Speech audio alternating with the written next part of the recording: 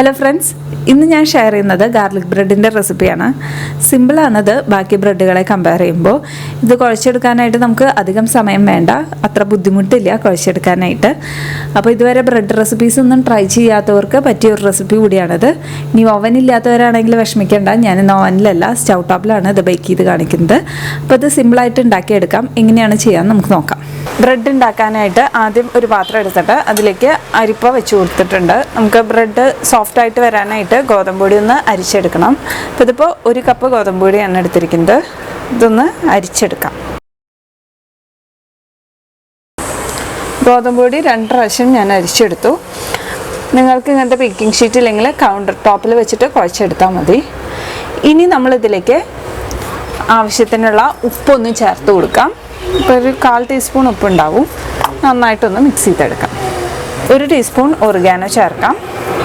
നന്നായിട്ട് മിക്സ് ചെയ്തെടുക്കാം. ചേർത്ത് കൊടുക്കാൻ പോകുന്നത് ഈസ്റ്റ് മിക്സ്ചറാണ്. ഇപ്പം ഞാൻ ഓൾറെഡി ഈസ്റ്റ് പൊങ്ങാനായിട്ട് വെച്ചിരുന്നു.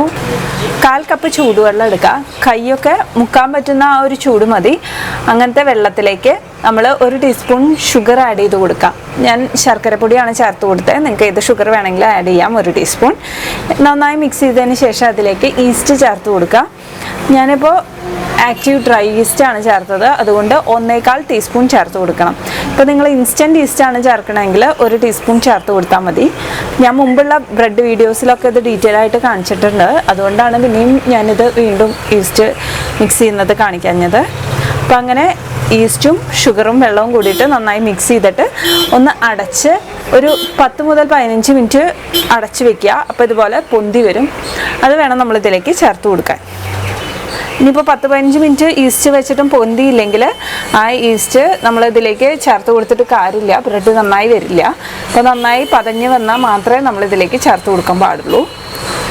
നമുക്ക് ഈ മിക്സ് ഇതിലേക്ക് ചേർത്ത് കൊടുക്കാം. ചേർത്തിട്ട് നന്നായിട്ട് മിക്സ് ചെയ്തെടുക്കണം.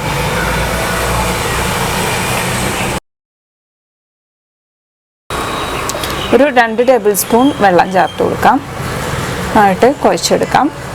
കുറച്ച് സ്റ്റിക്കി ആയിട്ടുള്ള ഡോ ആയിരിക്കും വരിക. 2 ടേബിൾ സ്പൂൺ നമ്മൾ ചേർത്തു. 1 ടേബിൾ സ്പൂണും കൂടി വെള്ളം ചേർത്ത് കൊടുക്കാം. എന്നിട്ടിത് നന്നായിട്ട് മിക്സ് ചെയ്തെടുക്കാം. ഞാനിതിന് മുമ്പ് ബണ്ണും അതുപോലെ തന്നെ ഒരു ബ്രെഡിൻ്റെ റെസിപ്പിയും ചെയ്തിരുന്നു. അതിനും കുറച്ചും കൂടി എളുപ്പമാണ് ഈ ഗാർലിക് ബ്രെഡ് ചെയ്യാനായിട്ട്. ബ്രെഡിന് വേണ്ടി കുഴയ്ക്കുമ്പോൾ എപ്പോഴും ഇതുപോലെ വേണം കുഴയ്ക്കാൻ. മുകളിലേക്ക് ഇതുപോലെ നന്നായിട്ട് വലിച്ച് വേണം കുഴയ്ക്കാനായിട്ട്, എന്നാലാണ് അത് സോഫ്റ്റായിട്ട് വരിക. ഇതുപോലെ ഒരു 10 മിനിറ്റ് നമുക്ക് കുഴയ്ക്കാം. അപ്പോൾ ഈ ഡോ നല്ല സോഫ്റ്റായിട്ട് വരും. ഇപ്പോൾ ഏകദേശം നന്നായിട്ട് സോഫ്റ്റായിട്ട് വന്നിട്ടുണ്ട്. ഞാനൊരു 15 മിനിറ്റിൻ്റെ അടുത്ത് ഇത് കുഴച്ചെടുത്തു. ഒരു 10 മിനിറ്റെങ്കിലും കുഴച്ചെടുക്കാൻ നോക്കുക, എന്നാലാണ് നല്ല സോഫ്റ്റായിട്ട് ഇതുപോലെ വരുള്ളൂ ഡോ. ഇനി ഇത് നമ്മൾ പൊങ്ങാനായിട്ട് വെക്കണം. ഒരു 1 മണിക്കൂറെങ്കിലും പൊങ്ങാൻ വെക്കേണ്ടി വരും. അപ്പോൾ നമ്മുടെ സ്ഥലത്തിൻ്റെ ടെമ്പറേച്ചർ അനുസരിച്ചിരിക്കും. തണവ് കൂടുതലുള്ള സ്ഥലത്താണെങ്കിൽ കുറച്ചും കൂടി നേരം എടുക്കും, ചിലപ്പോൾ 2 മണിക്കൂർ വരെയൊക്കെ എടുക്കാം. അപ്പോൾ നമുക്കിത് ഒരു പാത്രത്തിലേക്ക് മാറ്റാം. ആദ്യം ഒരു പാത്രം എടുത്തിട്ട് അതിലേക്ക് ഓയിൽ തടവി കൊടുക്കണം. ഞാനിപ്പോൾ ഒലിവ് ഓയിലാണ് യൂസ് ചെയ്യണേ. നമുക്ക് ഏത് ഓയിൽ വേണമെങ്കിലും ഉപയോഗിക്കാം. ഇതൊന്ന് ഈ പാത്രത്തിൽ എല്ലായിടത്തും തടവി കൊടുക്കാം. ഇതിൻ്റെ മുകളിലും കുറച്ച് എണ്ണ ഞാൻ സ്പ്രെഡ് ചെയ്ത് കൊടുത്തിട്ടുണ്ട്.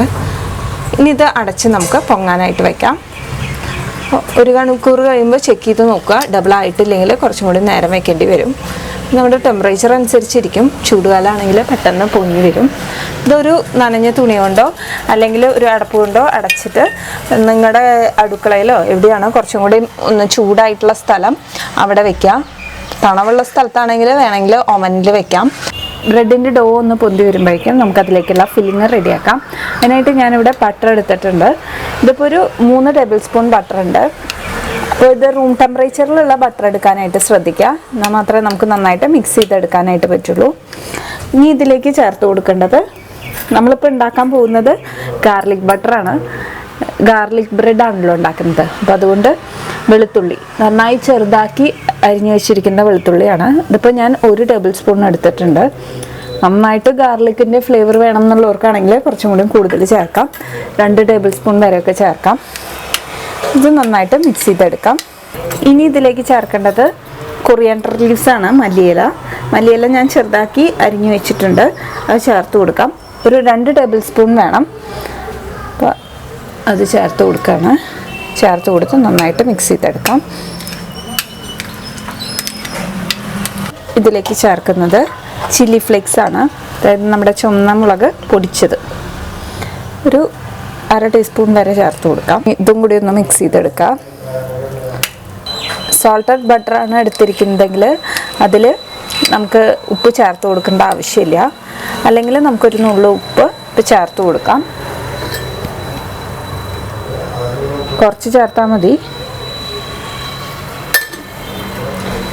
നന്നായിട്ടൊന്ന് മിക്സ് ചെയ്തെടുക്കാം. ബ്രെഡ് പൊങ്ങാൻ വെച്ചിട്ട് ഒരു 1 മണിക്കൂർ കഴിഞ്ഞു. അത്യാവശ്യം പൊന്തി വന്നിട്ടുണ്ട്. ഇനി ഇത് നമുക്ക് പരത്തിയെടുക്കണം. നമ്മളിനി ഇത് പരത്തിയെടുക്കുമ്പോൾ നമ്മൾ ഏത് പാത്രത്തിൽ വെച്ചിട്ടാണോ ബേക്ക് ചെയ്യണേ അതിൻ്റെ ഒരു നീളത്തിൽ നോക്കിയിട്ട് വേണം പരത്താനായിട്ട്. ഞാൻ ഈ പ്ലേറ്റിലാണ് ഇന്ന് ബേക്ക് ചെയ്തെടുക്കുന്നത്. അപ്പോൾ ഇതിൻ്റെ ഒരു വലുപ്പത്തിന് വേണം നമ്മൾ പരത്തിയെടുക്കാനായിട്ട്. നമുക്കിതൊന്ന് പരത്തിയെടുക്കാം. ഒരു മീഡിയം തിക്നെസ് മതി, അധികം കട്ടി കുറയ്ക്കണ്ട. ഇതിലേക്ക് നമുക്ക് ഫില്ലിങ് ചേർത്ത് കൊടുക്കണം. അതിനായിട്ട് നമുക്ക് നേരത്തെ ഉണ്ടാക്കി വെച്ച ഫില്ലിങ് എടുത്ത് ഇതിൽ തേച്ച് കൊടുക്കുകയാണ് ചെയ്യേണ്ടത്. അപ്പോൾ നമ്മൾ ഇതിൻ്റെ അരികത്ത് തേക്കരുത്, നമുക്കിത് മടക്കി എടുക്കാനുള്ളതാണ്. അപ്പോൾ അരിക് വിട്ടിട്ട് ബാക്കിയുള്ള ഭാഗങ്ങൾ വേണം തേച്ച് കൊടുക്കാനായിട്ട്.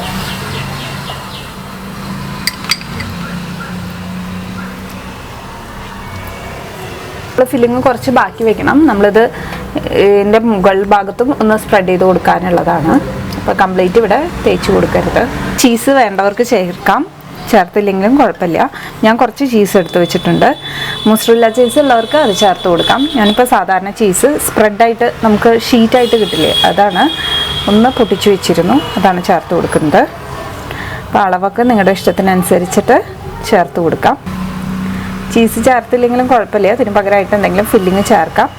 ചിക്കൻ വേവിച്ചതോ അല്ലെങ്കിൽ എന്തെങ്കിലും വെജിറ്റബിൾസോ ഒക്കെ ചേർത്ത് കൊടുക്കാം. ക്യാപ്സിക്കം, സ്വീറ്റ് കോൺ വേവിച്ചതോ ഒക്കെ ചേർക്കാം. വെള്ളം തൊട്ട് കൊടുക്കാം. ഇത് ഒട്ടാൻ വേണ്ടിയിട്ടാണ് നമ്മളിങ്ങനെ വെള്ളം തേച്ച് കൊടുക്കണേ. അരികത്ത് മാത്രം തേക്കുക. അതിന് ശേഷം ഇതൊന്ന് മടക്കിയെടുക്കാം. ഇതുപോലെ മടക്കി ഒന്ന് പ്രസ് ചെയ്തെടുക്കാം. നന്നായി പ്രസ്സായി ഇരുന്നോളും, അതാണ് നമ്മൾ വെള്ളം തേച്ച് കൊടുത്തത്. എന്നിട്ട് പതുക്കെ ഒന്ന് വരഞ്ഞു കൊടുക്കാം. വരഞ്ഞാൽ മതി, മുറിച്ചെടുക്കേണ്ട ആവശ്യമില്ല.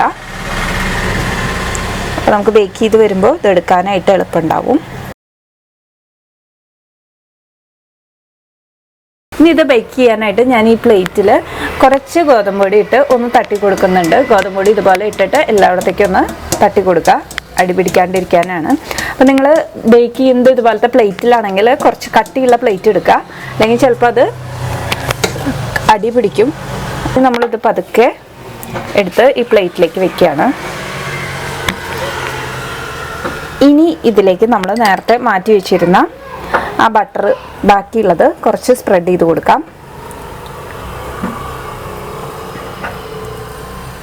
ഇനി ഇതിൻ്റെ മുകളിൽ കുറച്ച് ഒറിഗാനോ ഇട്ട് കൊടുക്കുന്നുണ്ട്, കുറച്ച് ചില്ലി ഫ്ലേക്സ് ഇട്ട് കൊടുക്കുന്നുണ്ട്.